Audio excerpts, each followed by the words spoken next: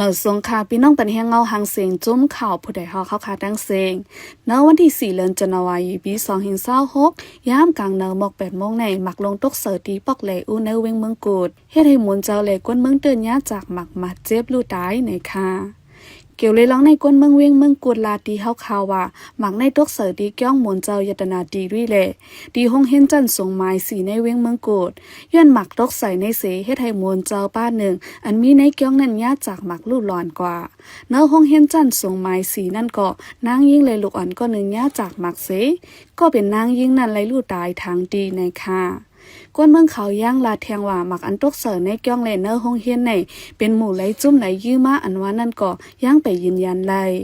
พ้องย่ามหมักแตกในซึกในปืนตีก็มีลองปึดยื้อสั่งกันในค่ะปนมามือหางเลือนเดซมบาปี2525ในก็ซึกดางเทียนเอปืนเผาเดถอยออกปันขึ้นซึกมานจอมเว้งอันยามกุ้มกำไว้